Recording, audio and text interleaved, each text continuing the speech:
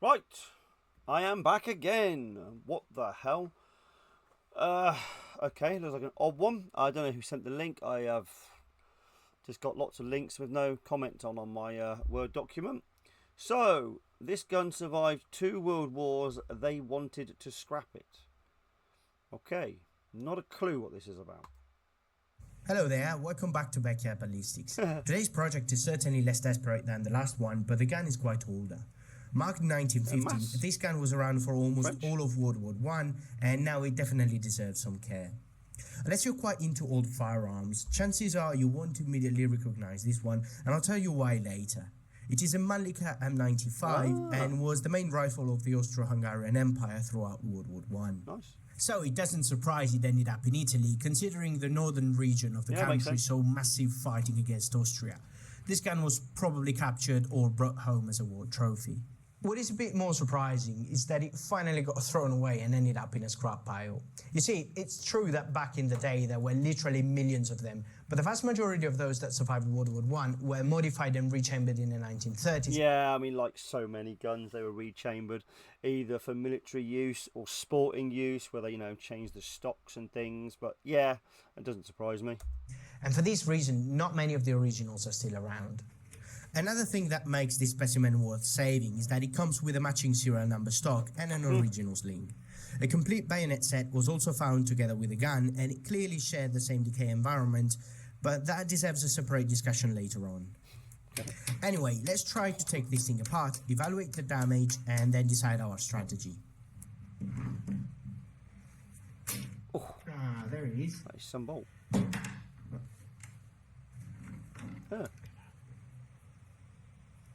Well, come out surprisingly easy. Lucky for once. Look at that.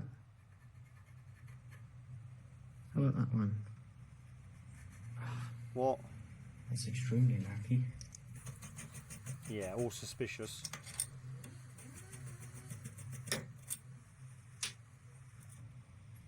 Like, is this what this guy does? Just get old firearms and take them to bits and preserve them? If so, surely that's a very limited thing you can keep on doing.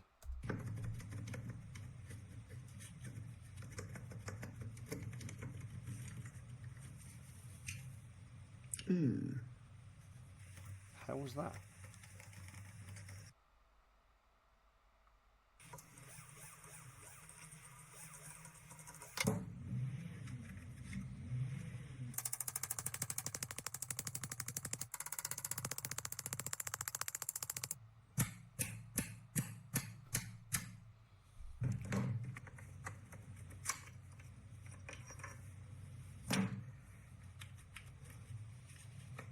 I mean, you look under the pieces he's taken off, and the crap and the rust and the corrosion is also underneath these pieces. So it's not like they've just added corrosion to the surface of things to make them look old. I'm still rather sceptical, but we will see. That's just my nature.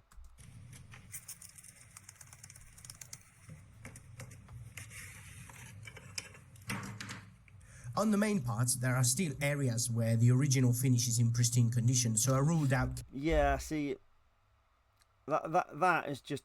There's so much rust... Where's my mouse? Oh, apparently I don't have a mouse anymore. Here, but nothing here. And yeah, I get that it's clamped under that wood tight, but, water, moisture gets in these places. Don't know. Chemical derusting, since that would also dissolve the old finish. What I'll do is I'll boil those parts in water for about 40 minutes, and then I'm going to mechanically cut off the rust using steel wool and soft brushes. Okay. There it is.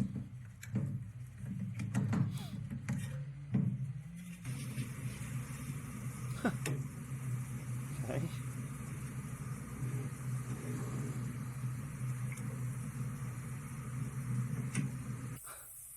It's got a proper setup for this anyway.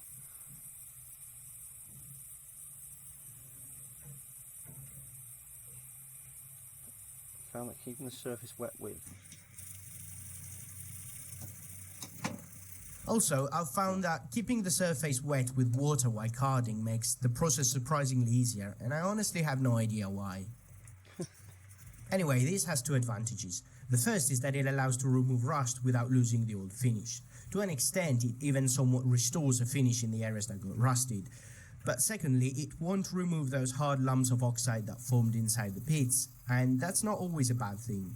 See, the surface of the metal here is no longer smooth, and is instead peppered with tiny corrosion pits. Yeah. The reason you're not seeing them is because they are packed with hard corrosion products. So hard that they'll never get out of there on their own, and the resulting surface will look much smoother than if I removed them. This way of dealing with rust is the simplest form of pitting mitigation, a topic I'll cover more in future videos. While the barreled action was brewing, I took the bolt apart, which is without a doubt the most distinctive feature of this gun. It is a straight pull design, meaning that to operate the bolt, no rotation or other unlocking action is required. All the operator needs to do is pull the bolt back and then push it shut again to chamber a new round, which is a concept that sounded great on paper, but it kind of under-delivered in practice, and I'll show you why in a bit. The bolt was originally not blued, so I'll derust it chemically without any worries. I'm also doing the same thing to the other small parts where rust has gone too far, so those will have first to be brought back to naked steel and then reblued. Here I'm using 5% citric acid in the ultrasonic cleaner. Oh, well, Going back to the barreled action and the magazine, after removing all the rust we wanted to take off, there are some patches that are too light in color and I want to do something about it. I will apply a coat of rust bluing on those areas. Rust bluing is indeed well suited for making small repairs to an already blued object, and in fact is the way this rifle would have been blued back in 1915 when it was manufactured. We'll find proof of that by noticing that the inner surfaces of the action are not blued, and that's typical of rust bluing. Since the chemicals are applied by swabbing rather than dipping, you only blacken the areas that are swabbed, and very often the insides were not treated. You see that in older Lugers a lot, and practically no firearm made after the 30s. 72 hours later, a uniform coat of rust has formed on the areas that I've treated, and a final boil in water will convert that into the black finish we want. By adding more coats, I could get the metal as dark as the healthy finish, but I don't want a World War I rifle to look like it was made yesterday. For the smaller bits, I instead used the usual caustic bluing. So we're done with the metal, let's give the bayonet a closer look, because something's not right with it.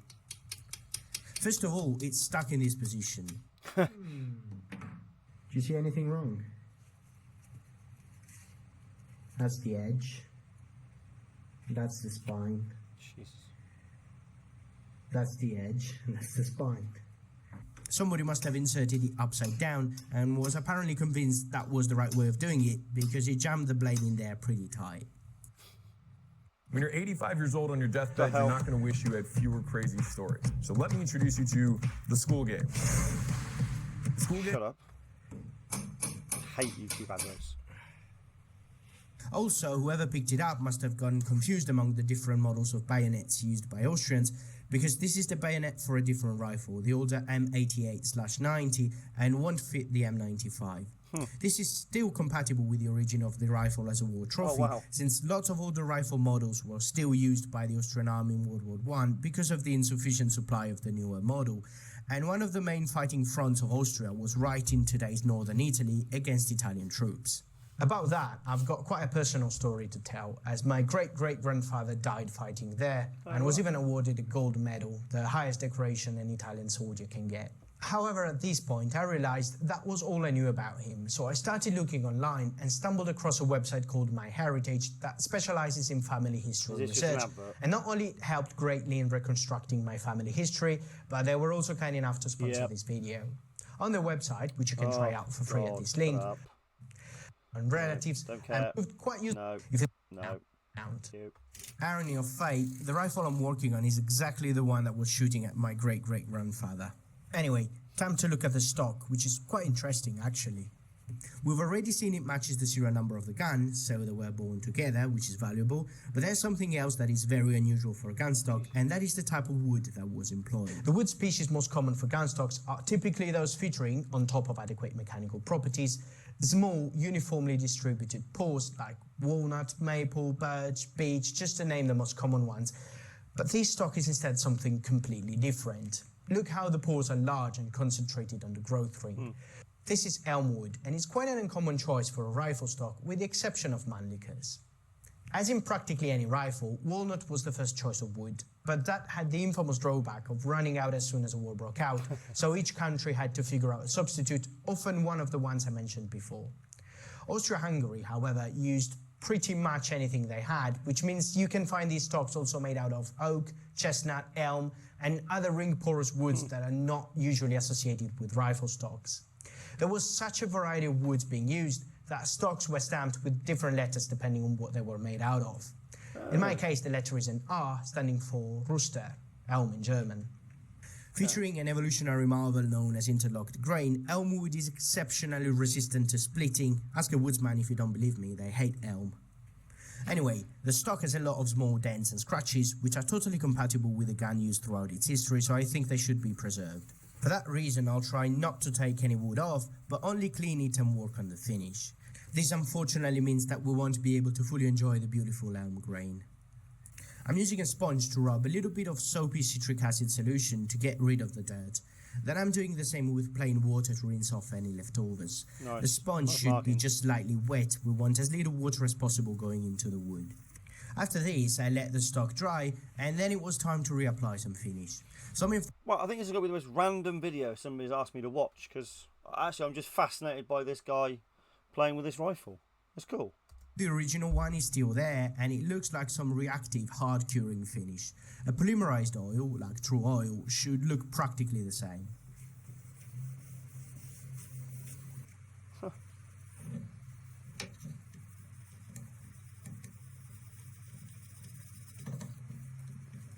Now I know what you're all thinking.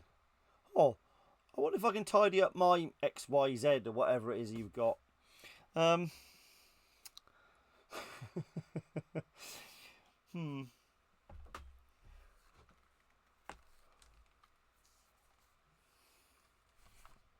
I don't ever do anything to look after it. I just keep on throwing it in the dirt.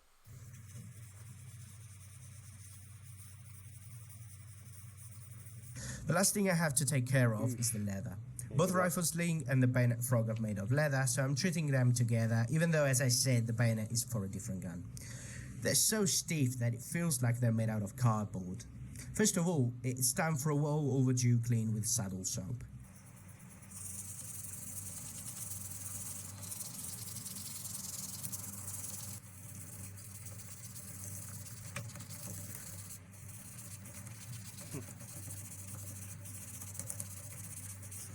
Already it looks better.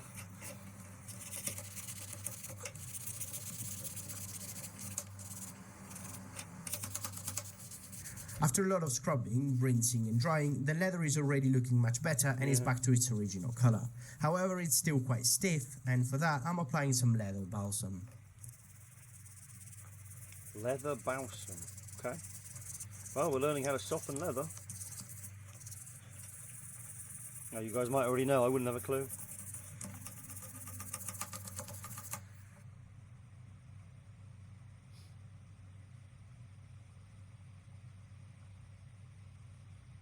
Can we have like side-by-side image with what it used to? Ah, there we go. Huh. Must have heard me.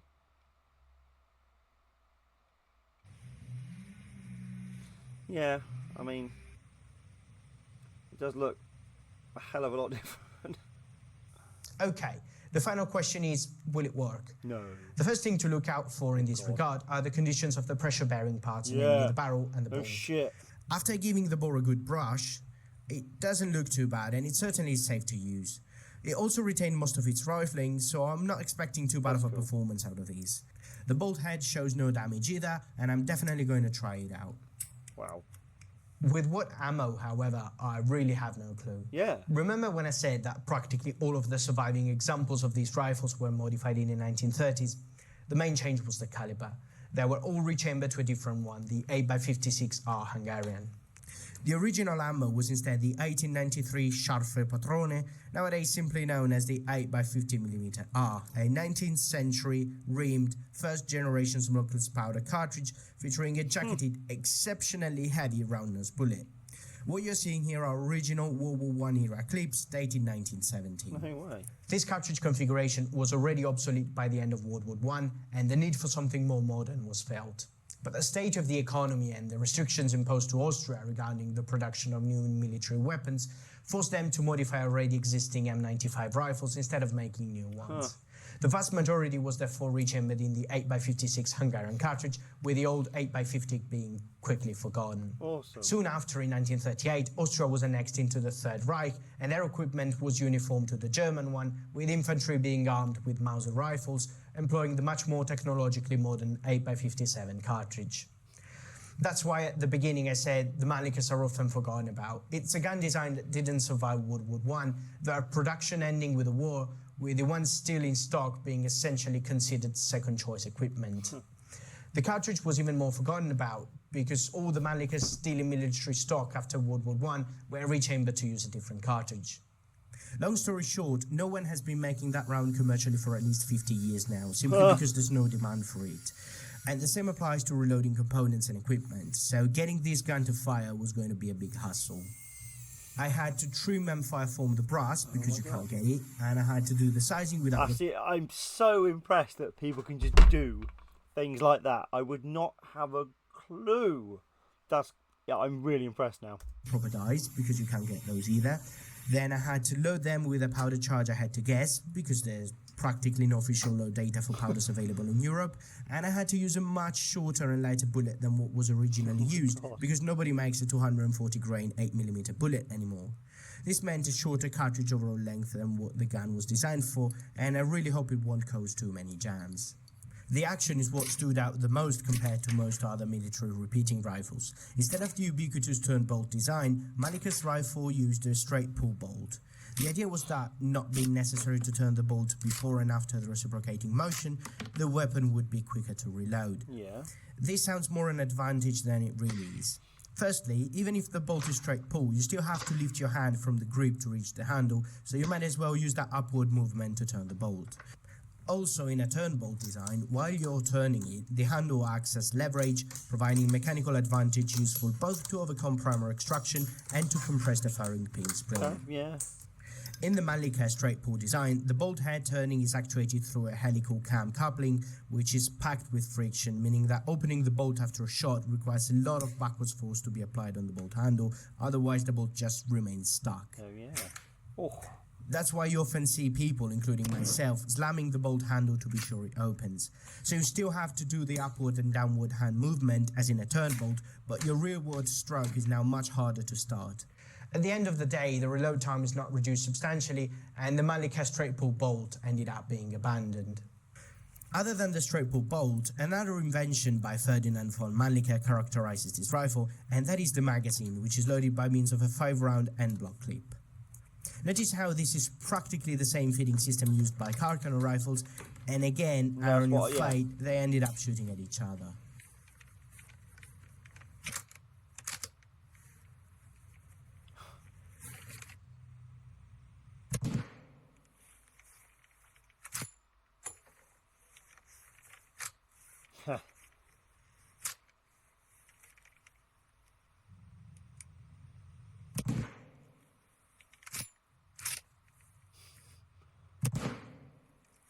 That's not bad. The main issues encountered in firing the rifle were due to the untested load and the Frankenstein brass. The test actually went fairly smooth, smoother in fact than the straight pull action, which... Frankenstein brass. You see, I'm often struggling to open, but the not too standard brass was letting a little bit of gas to blow back out of the action straight into my face, which was not exactly pleasant, but again, it's not the rifle's fault. I'm sure the gun can do much better with proper ammunition and when shooting from a rest. Now, after this final exercise, this historical weapon can finally find its resting place in a museum, where it will be stored as it is, fully functional, as it should be, with no silly deactivation. Once again, a huge thanks goes to my patrons, which as usual are all listed here. Thank you all for watching, subscribe if you'd like to see more, and... Okay, well that really wasn't what I expected you to want me to watch, but that was quite cool. Yeah, especially making the ammunition, because obviously it doesn't exist. Yeah, I wish I could anything. I just want to make things out of metal. I have no idea how, but yeah, that's awesome. Right, okay. Well, thank you to whoever sent me that link, because I didn't write down your name, so apologies for that. But thank you anyway.